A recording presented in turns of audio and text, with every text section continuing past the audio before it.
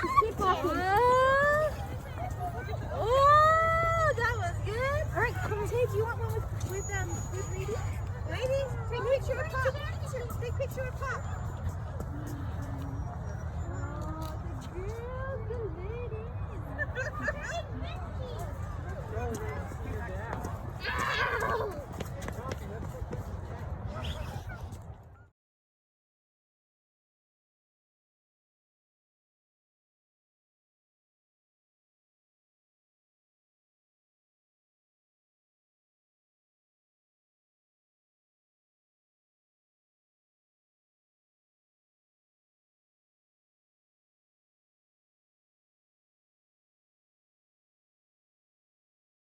Scrooge awoke mid-snore as the clock again told 1. Not wanting to be taken by surprise, Scrooge watched for the expected ghost to come. 5 minutes. 10 minutes. A quarter of an hour went by and none came. Scrooge realized there was an unfamiliar light streaming under the door and he shuffled towards it. The moment Scrooge's hand touched the lock, he heard a strange voice call his name, and he entered.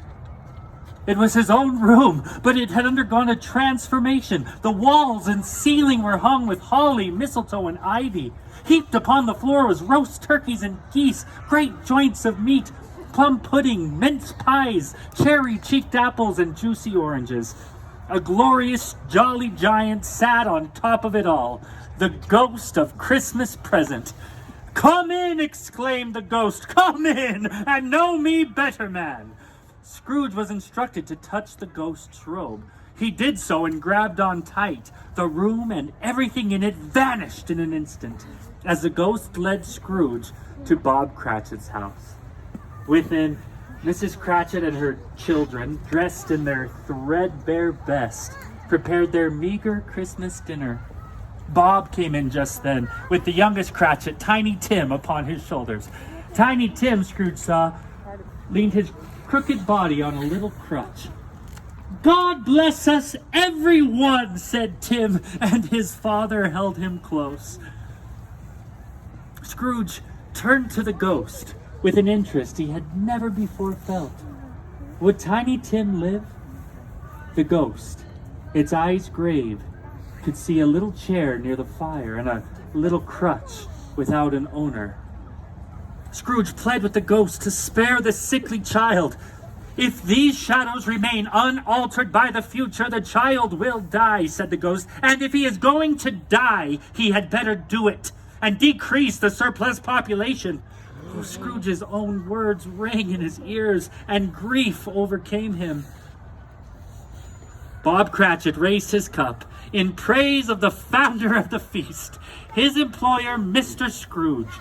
But Mrs. Cratchit would have none of it. "Founder of the feast, indeed," she said, and there was a shadow cast upon the party for a full 5 minutes. The ghost nodded, and Scrooge touched its robe. The ghost flew fast over rocky shore and rough sea. Terrified, Scrooge held on for dear life. The sound of rushing waves receded, and Scrooge heard a hearty laugh. He found himself standing in the middle of a bright room. Both the room and the laugh belonged to his nephew Fred, surrounded by his wife and good friends. They sang songs, played games, and had a jolly time. The spirit was pleased to see Scrooge playing along in the games and answering aloud, although no one could see or hear him. In another moment, Scrooge and the ghost were again flying across the sky. Much they saw and far they went, always with a happy end. The ghost visited the sick and comforted them, brought hope to the poor in the workhouses, and even blessed the criminals in prison. Scrooge saw all of this and he learned from it. After a while, Scrooge noticed the ghost's face. Once young and bright, was now lined with age. But before he could ask him about it, a bell tolled midnight.